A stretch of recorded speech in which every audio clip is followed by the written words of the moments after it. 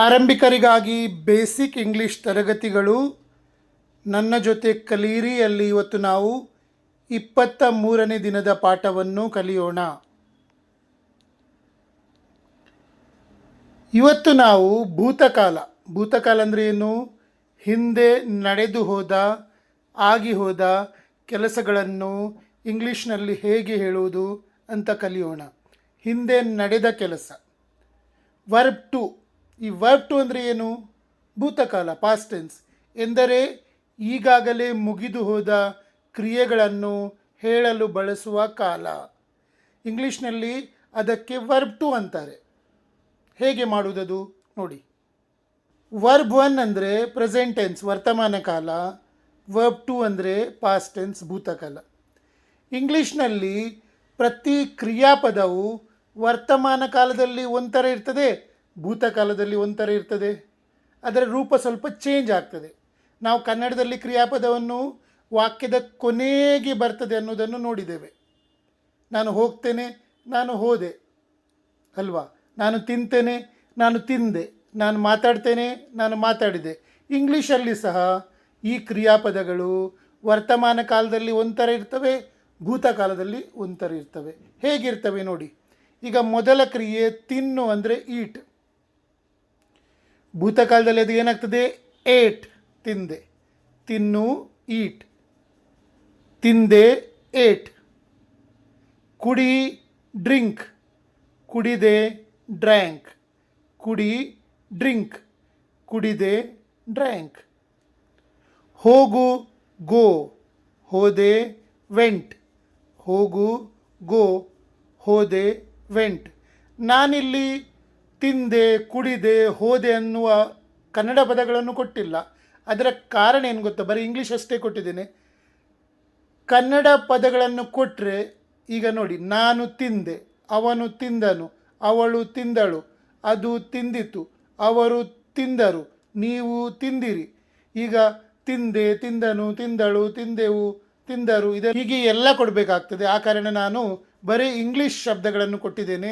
So ವಾಕ್ಯದಲ್ಲಿ ನೀವು ಉಪಯೋಗಿಸುವಾಗ ಇದು ಹೇಗೆ ಉಪಯೋಗಿಸೋದು ಅಂತ ಕಲಿತೀರಿ. ಸೊ ಸಮಸ್ಯೆ ಏನಿಲ್ಲ, ಚಿಂತೆಯನ್ನು ಬೇಡ. ಈಗ ಏಟ್, ಡ್ರ್ಯಾಂಕ್ ಮತ್ತು ವೆಂಟ್ ಅಂದರೆ ಇದು ಭೂತಕಾಲದ ಕ್ರಿಯಾಪದಗಳು ಅಂತ ತಿಳ್ಕೊಳ್ಳಿ. ಬರು, ಕಮ್. ಬಂದೆ ಅಂದರೆ ಕೇಮ್. ಬರು, ಕಮ್. ಕೇಮ್ ಅಂದರೆ ಭೂತಕಾಲ. ನೋಡು, ಸಿ. ಸಾ, ಭೂತಕಾಲ. ನೋಡು, ಸಿ. ಸಾ ಅಂದರೆ ಭೂತಕಾಲ. ಮಾಡು ಅಂದರೆ ಡೂ ಅಥವಾ ಮೇಕ್. ಡಿಡ್ ಅಥವಾ ಮೇಡ್ ಅಂದರೆ ಮಾಡಿ ಆಯಿತು. ಮಾಡು ಅಂದರೆ ಡೂ, ಮೇಕ್. ಡಿಡ್ ಅಥವಾ ಮೇಡ್ ಬಂದಾಗ ಕೆಲಸ ಮಾಡಿ ಆಯಿತು. ಕೊಡು, ಗಿವ್. ಗೇವ್ ಅಂದರೆ ಭೂತಕಾಲ. ಕೊಡು, ಗಿವ್, ಗೇವ್ ಅಂದರೆ ಭೂತಕಾಲ. ತೆಗೆದುಕೋ, ಟೇಕ್. ಟುಕ್ ಅಂದರೆ ಭೂತಕಾಲ. ತೆಗೆದುಕೋ, ಟೇಕ್. ಟುಕ್ ಅಂದರೆ ಭೂತಕಾಲ. ಮಾತನಾಡು, ಸ್ಪೀಕ್. ಮಾತನಾಡು, ಸ್ಪೀಕ್. ಸ್ಪೋಕ್ ಅಂದರೆ ಭೂತಕಾಲ, ಪಾಸ್ಟ್ ಟೆನ್ಸ್. ಸ್ಪೋಕ್ ಅಂದರೆ ಪಾಸ್ಟ್ ಟೆನ್ಸ್. ಓದು, ರೀಡ್. ಓದು, ರೀಡ್. ರೆಡ್ ಅಂದರೆ ಭೂತಕಾಲ. ಸ್ಪೆಲ್ಲಿಂಗ್ ಸೇಮ್ ಇದೆ, ಬಟ್ ಉಚ್ಚಾರ ಬೇರೆ ಇದೆ. ರೆಡ್ ಅಂದರೆ ಭೂತಕಾಲ. ಈಗ ನಾನು ನಿಮಗೆ ಅರ್ಥ ಆಗಲಿ ಅಂತ ಇನ್ನು ಮುಂದೆಗೆ ನಾನು ವರ್ತಮಾನ ಕಾಲದಲ್ಲಿ ನಾನು ನಿಮಗೆ ಕಲಿಸಿ ಆಗಿದೆ. ಭೂತಕಾಲದಲ್ಲಿ ಈಗ ಸಕಾರಾತ್ಮಕ ಮತ್ತು ನಕಾರಾತ್ಮಕ ವಾಕ್ಯಗಳನ್ನು ಒಟ್ಟಿಗೆ ಕೊಡ್ತೇನೆ. ಯಾಕೆ ಒಟ್ಟಿಗೆ ಕೊಡ್ತಾ ಇದ್ದೇನೆ ಅಂದರೆ ಆ ವ್ಯತ್ಯಾಸ ನೀವು ತಿಳಿದ್ರೆ ಮುಂದೆ ನಿಮಗೆ ಎಲ್ಲೂ ಟೆನ್ಷನ್ ಆಗೋದಿಲ್ಲ. ಇಲ್ಲಾಂದರೆ ನಾನು ಸಕಾರಾತ್ಮಕ ವಾಕ್ಯಗಳನ್ನು ಒಂದು ಕಡೆ, ನಕಾರಾತ್ಮಕ ವಾಕ್ಯಗಳನ್ನು ಒಂದು ಕಡೆ ಕೊಟ್ಟರೆ ನಿಮಗೆ ಅದು ಅದರ ಸಕಾರಾತ್ಮಕ ವಾಕ್ಯವನ್ನು ನಕಾರಾತ್ಮಕ ವಾಕ್ಯ ಮಾಡುವಾಗ ಅದನ್ನು ಹುಡುಕಬೇಕಾಗ್ತದೆ, ತೊಂದರೆ ಆಗ್ತದೆ. ಆ ಕಾರಣ ನಾನು ಎರಡನ್ನೂ ಒಟ್ಟಿಗೆ ಕೊಡ್ತಾ ಇದ್ದೇನೆ. ಅದರಿಂದ ನಿಮಗೆ ತುಂಬ, ಇದು ನನ್ನ ಅನುಭವದಿಂದ ನಾನು ಕಲಿಸ್ತಾ ಇದ್ದೇನೆ. ಇದರಿಂದ ನಿಮಗೆ ತುಂಬ ಲಾಭವಿದೆ ನೋಡಿ. ಪಾಸಿಟಿವ್ ವರ್ಬ್ ಟು ಬರ್ತದೆ ಪಾಸಿಟಿವ್ ವಾಕ್ಯಗಳಲ್ಲಿ, ಸಕಾರಾತ್ಮಕ. ಅದೇ ನಕಾರಾತ್ಮಕ ವಾಕ್ಯಗಳಲ್ಲಿ ಡಿಡ್ ನಾಟ್ ಬಂದು ವರ್ಬ್ 1 ಬರ್ತದೆ. ಡಿಡ್ ಬಂತಲ್ಲ, ಡಿಡ್ ಆಲ್ರೆಡಿ ಭೂತಕಾಲ ಬಂತು. ಡಿಡ್ ನಾಟ್ ಬಂದು ವರ್ಬ್ 1 ಬರ್ತದೆ. ಸಕಾರಾತ್ಮಕ ಪಾಸಿಟಿವ್ ವಾಕ್ಯಗಳಲ್ಲಿ ವರ್ಬ್ 2 ಬರ್ತದೆ. ನಕಾರಾತ್ಮಕ ವಾಕ್ಯಗಳಲ್ಲಿ ಡಿಡ್ ನಾಟ್ ಬಂದು ವರ್ಬ್ 1 ಬರ್ತದೆ. ನೋಡಿ ಹೇಗೆ ಅಂತೇಳಿ. ಮೊದಲ ವಾಕ್ಯ, ನಾನು ತಿಂದೆ. ನಾನು ತಿಂದೆ. I eight. ನಾನು ತಿನ್ನಲಿಲ್ಲ, ಐ ಡಿಡ್ ನಾಟ್ ಈಟ್. ನಾನು ತಿಂದೆ, ಐ ಏಟ್. ನಾನು ತಿನ್ನಲಿಲ್ಲ, ಐ ಡಿಡ್ ನಾಟ್ ಈಟ್. ನಾವು, ವಿ ಅಂದರೆ ನಾವು ಕುಡಿದೆವು, ನಾವು ಕುಡಿಯಲಿಲ್ಲ. ಈ ಎರಡು ವಾಕ್ಯಗಳನ್ನು ನಾನು ಹೀಗೆ ಹೇಳ್ತೇನೆ: ನಾವು ಕುಡಿದೆವು, ನಾವು ಕುಡಿಯಲಿಲ್ಲ. We drank, we did not drink. ನಾವು ಕುಡಿದೆವು, ನಾವು ಕುಡಿಯಲಿಲ್ಲ. We drank, we did not drink. You ಅಂದರೆ ನೀನು, ನೀವು ಸಾಗ್ತದೆ. ನೀನು, ನೀವು ಎರಡು ಆಗ್ತದೆ. ನೀನು ಹೋದೆ, ನೀನು ಹೋಗಲಿಲ್ಲ. ನೀನು ಹೋದೆ, ನೀನು ಹೋಗಲಿಲ್ಲ. You went, you did not go. ನೀನು ಹೋದೆ, ಯು ವೆಂಟ್. ನೀನು ಹೋಗಲಿಲ್ಲ, you did not go. They ಅಂದರೆ ಅವರು, ದೇ ಅಂದರೆ ಅವರು. ಅವರು ಬಂದರು, ಅವರು ಬರಲಿಲ್ಲ. ಅವರು ಬಂದರು, ದೇ ಕೇಮ್. ಅವರು ಬರಲಿಲ್ಲ, ದೇ ಡಿಡ್ ನಾಟ್ ಕಮ್. ಅವರು ಬಂದರು, ದೇ ಕೇಮ್. ಅವರು ಬರಲಿಲ್ಲ, ದೇ ಡಿಡ್ ನಾಟ್ ಕಮ್. ಹಿ ಅಂದರೆ ಅವನು, ಹಿ ಅಂದರೆ ಅವನು. ಅವನು ನೋಡಿದನು, ಅವನು ನೋಡಲಿಲ್ಲ. ಅವನು ನೋಡಿದನು, ಹಿ ಸಾ. ಹಿ ಸಾ. ಅವನು ನೋಡಲಿಲ್ಲ, ಹಿ ಡಿಡ್ ನಾಟ್ ಸಿ. ಅವನು ನೋಡಲಿಲ್ಲ, he did not C. She ಅಂದರೆ ಅವಳು, ಶಿ ಅಂದರೆ ಅವಳು. ಅವಳು ಮಾಡಿದಳು, ಅವಳು ಮಾಡಲಿಲ್ಲ. ಅವಳು ಮಾಡಿದಳು, ಶಿ ಡಿಡ್. ಅವಳು ಮಾಡಲಿಲ್ಲ, ಶಿ ಡಿಡ್ ನಾಟ್ ಡು. ಅವಳು ಮಾಡಿದಳು, ಶಿ ಡಿಡ್. ಅವಳು ಮಾಡಲಿಲ್ಲ, she did not do. It ಅಂದರೆ ಅದು. ಅದು ತೆಗೆದುಕೊಂಡಿತು, ಅದು ತೆಗೆದುಕೊಳ್ಳಲಿಲ್ಲ. ಅದು ತೆಗೆದುಕೊಂಡಿತು, ಇಟ್ ಟುಕ್. ಅದು ತೆಗೆದುಕೊಳ್ಳಲಿಲ್ಲ, ಇಟ್ ಡಿಡ್ ನಾಟ್ ಟೇಕ್. ಅದು ತೆಗೆದುಕೊಂಡಿತು, ಇಟ್ ಟುಕ್. ಅದು ತೆಗೆದುಕೊಳ್ಳಲಿಲ್ಲ, it did not take. Next name, ಒಂದು ಹೆಸರು, ಕಿರಣ್. ನೇಮ್. ಕಿರಣ್ ಮಾತನಾಡಿದನು, ಕಿರಣ್ ಮಾತನಾಡಲಿಲ್ಲ. ಕಿರಣ್ ಮಾತನಾಡಿದನು, ಕಿರಣ್ ಸ್ಪೋಕ್. ಕಿರಣ್ ಮಾತನಾಡಲಿಲ್ಲ, Kiran did not speak. Kiran ಮಾತನಾಡಿದನು, ಕಿರಣ್ ಸ್ಪೋಕ್. ಕಿರಣ್ ಮಾತನಾಡಲಿಲ್ಲ, ಕಿರಣ್ ಡಿಡ್ ನಾಟ್ ಸ್ಪೀಕ್. ಸಕಾರಾತ್ಮಕ ಮತ್ತು ನಕಾರಾತ್ಮಕ ವಾಕ್ಯಗಳನ್ನು ಒಟ್ಟಿಗೆ ಕಲ್ತ್ರಿ. ಇಷ್ಟು ಸಾಕು. ಸ್ವಲ್ಪ ಸ್ವಲ್ಪ ಎಕ್ಸಾಂಪಲ್ ಕೊಡ್ತೇನೆ, ಅಂದರೆ ಫುಲ್ ನಿಮಗೆ ಎಕ್ಸ್ಪ್ಲೇನ್ ಮಾಡಲಿಕ್ಕೆ ಹೋದರೆ ತುಂಬ ಇದೆ, ಅದು ಅಷ್ಟು ಮಾಡಲಿಕ್ಕೆ ಆಗೋದಿಲ್ಲ. ನೀವಾಗಿ ಸ್ವಂತ ಮಾಡಿ. ನಾನು ನಿಮಗೆ ಮುಂದೆ ಎಲ್ಲವನ್ನೂ ಕಲಿಸ್ತಾ ಹೋದಾಗೆ ಸ್ವಲ್ಪ ಸ್ವಲ್ಪ ನಿಮಗೆ ಎಲ್ಲ ಅರ್ಥ ಆಗ್ತದೆ. ಪ್ರಶ್ನಾರ್ಥಕ ವಾಕ್ಯಗಳನ್ನು ಇಂಟರೋಗೇಟಿವ್ ಸೆಂಟೆನ್ಸಸ್ ಮಾಡಲು ವಾಕ್ಯದ ಆರಂಭದಲ್ಲಿ ಡಿಡ್ ಬಳಸಬೇಕು ಮತ್ತು ಕ್ರಿಯಾಪದದ ಮೊದಲ ರೂಪವನ್ನೇ ವರ್ಬ್ ಒನ್ ಬಳಸಬೇಕು. ಡಿಡ್ ನಾಟಲ್ಲಿ ಸಹ ವರ್ಬ್ ಒನ್ ಯೂಸ್ ಮಾಡಿದ್ರಿ, ಬರೇ ಪಾಸಿಟಿವ್ ವಾಕ್ಯ ಬಂದಾಗ, ಅಂದರೆ ಸಕಾರಾತ್ಮಕ ವಾಕ್ಯ ಬಂದಾಗ ಮಾತ್ರ ವರ್ಬ್ ಟು ಯೂಸ್ ಮಾಡಿದ್ರಿ. ಡಿಡ್ ಬಂತು, ವರ್ಬ್ ಒನ್ನೇ ಯೂಸ್ ಮಾಡಿದ್ರಿ. ಇಲ್ಲಿ ಸಹ ಡಿಡ್ ಬರ್ತದೆ, ವರ್ಬ್ ಒನ್ನೇ ಯೂಸ್ ಮಾಡ್ತೀರಿ. ಡಿಡ್ ವಾಕ್ಯದ ಆರಂಭದಲ್ಲಿ ಬರ್ತದೆ. ಪ್ರಶ್ನಾರ್ಥಕ ವಾಕ್ಯಗಳನ್ನು ಇಂಟರೋಗೇಟಿವ್ ಸೆಂಟೆನ್ಸ್ ಮಾಡಲು ವಾಕ್ಯದ ಆರಂಭದಲ್ಲಿ ಡಿಡ್ ಬಳಸಬೇಕು ಮತ್ತು ಕ್ರಿಯಾಪದದ ಮೊದಲ ರೂಪವನ್ನೇ ವರ್ಬ್ ಒನ್ ಬಳಸಬೇಕು. ನಾನು ಅಂದರೆ ಐ. ನಾನು ತಿಂದೇನಾ, ಡಿಡ್ ಐ ಈಟ್. ನಾನು ತಿಂದೇನಾ, ಡಿಡ್ ಐ ಈಟ್. ನಾವು ಕುಡಿದೆವಾ, ಡಿಡ್ ವಿ ಡ್ರಿಂಕ್. ನಾವು ಕುಡಿದೆವಾ, ಡಿಡ್ ವಿ ಡ್ರಿಂಕ್. ಯು ಅಂದರೆ ನೀನು ಅಥವಾ ನೀವು ಎರಡೂ ಆಗ್ತದೆ. ನೀನು ಹೋದೆಯಾ, ಡಿಡ್ ಯು ಗೋ. ನೀನು ಹೋದೆಯಾ, ಡಿಡ್ ಯು ಗೋ. ದೇ ಅಂದರೆ ಅವರು. ಅವರು ಬಂದರಾ, ಡಿಡ್ ದೇ ಕಮ್. ಅವರು ಬಂದ್ರಾ, ಡಿಡ್ ದೇ ಕಮ್. ಅವನು ಅಂದರೆ ಹಿ. ಅವನು ನೋಡಿದ್ನಾ, ಡಿಡ್ ಹಿ ಸಿ. ಅವನು ನೋಡಿದನ, ಡಿಡ್ ಹಿ ಸಿ. ಶಿ ಅಂದರೆ ಅವಳು. ಅವಳು ಮಾಡಿದಳ, ಡಿಡ್ ಶಿ ಡೂ. ಅವಳು ಮಾಡಿದಳ, ಡಿಡ್ ಶಿ ಡೂ. ಇಟ್ ಅಂದರೆ ಅದು. ಅದು ತೆಗೆದುಕೊಂಡಿತ, ಡಿಡ್ ಇಟ್ ಟೇಕ್. ಅದು ತೆಗೆದುಕೊಂಡಿತ, did it take. Name Kiran. Kiran ಮಾತನಾಡಿದ್ನ, ಡಿಡ್ ಕಿರಣ್ ಸ್ಪೀಕ್. ಕಿರಣ್ ಮಾತನಾಡಿದನ, ಡಿಡ್ ಕಿರಣ್ ಸ್ಪೀಕ್. ಪ್ರಶ್ನೆಗಳು, ಡಬ್ಲ್ಯೂ ಎಚ್ ಪ್ರಶ್ನೆಗಳು ಸೂತ್ರ. W H word plus did plus subject plus verb one. W H ಪ್ರಶ್ನೆಗಳ ಸೂತ್ರ. ಡಬ್ಲ್ಯೂ ಎಚ್ ಅಂದರೆ ವಾಟ್, ವೇರ್, ವೆನ್, ವೈ, ಈ ಥರ ಯೂಸ್ ಮಾಡಿ ಪ್ರಶ್ನೆ ಮಾಡ್ತೀವಿ ನಾವು. ಇದು ಪ್ರಶ್ನಾರ್ಥಕ ವಾಕ್ಯಗಿಂತ ಅದೇ ಥರ ಇರ್ತದೆ. ಅದಕ್ಕಿಂತ ಮುಂಚೆ ಡಬ್ಲ್ಯೂ ಎಚ್ ಶಬ್ದ ಬರ್ತದೆ. W H word plus did plus subject plus verb one plus question mark.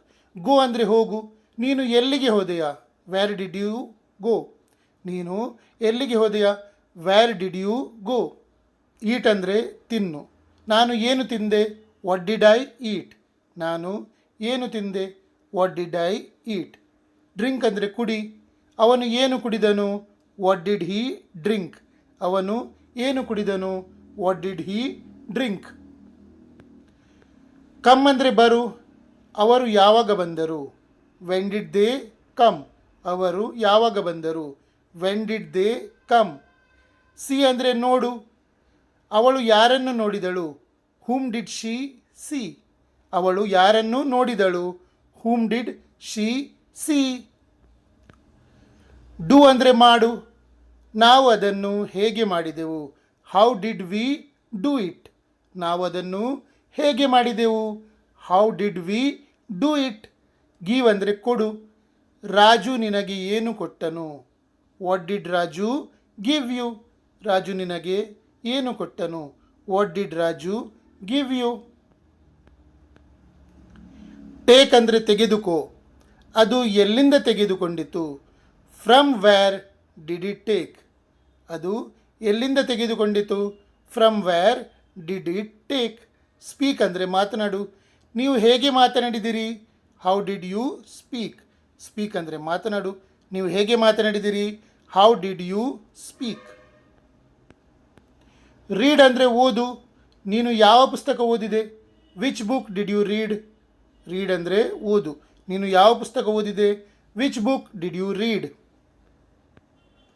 ಹೂ ಬಳಸುವಾಗ ನೇರವಾಗಿ ವರ್ಬ್ ಟು ಬಳಸಬೇಕು. ಹೂ ಜೊತೆ ಕರ್ತೃಪದ ಬರುವುದಿಲ್ಲ. ಹೂದೊಂದು ಸ್ಪೆಷಾಲಿಟಿ ಏನು ಅಂದರೆ ಹೂ ಜೊತೆ ಕರ್ತಪದ ಬರುವುದಿಲ್ಲ. ಹೂನೇ ಕರ್ತೃಪದ, ಹೂನೇ ಸಬ್ಜೆಕ್ಟ್ ಅಂತ ತಿಳ್ಕೊಳ್ಳಿ. ಈಗ ಹೂ ಜೊತೆ ವರ್ಬ್ ಟು ಬರ್ತದೆ. ಹೇಗೆ? ಗೋ ಅಂದರೆ ಹೋಗು. ಯಾರು ಹೋದರು? Who went. ಯಾರು ಹೋದರು? Who went. ಈಟ್ ಅಂದರೆ ತಿನ್ನು. ಯಾರು ತಿಂದರು? Who ate. ಯಾರು ತಿಂದರು? Who eight. ಡ್ರಿಂಕ್ ಅಂದರೆ ಕುಡಿ. ಯಾರು ಕುಡಿದರು? ಹೂ ಡ್ರ್ಯಾಂಕ್. ಯಾರು ಕುಡಿದರು? ಹೂ ಡ್ರ್ಯಾಂಕ್. ಕಮ್ ಅಂದರೆ ಬರು. ಯಾರು ಬಂದರು? Who came. ಯಾರು ಬಂದರು? Who came. ಸಿ ಅಂದರೆ ನೋಡು. ಯಾರು ನೋಡಿದರು? ಹೂ ಸಾ. ಯಾರು ನೋಡಿದರು? ಹೂ ಸಾ. ಡೂ ಅಥವಾ ಮೇಕ್ ಬಂದರೆ ಮಾಡು. ಯಾರು ಮಾಡಿದರು? Who did.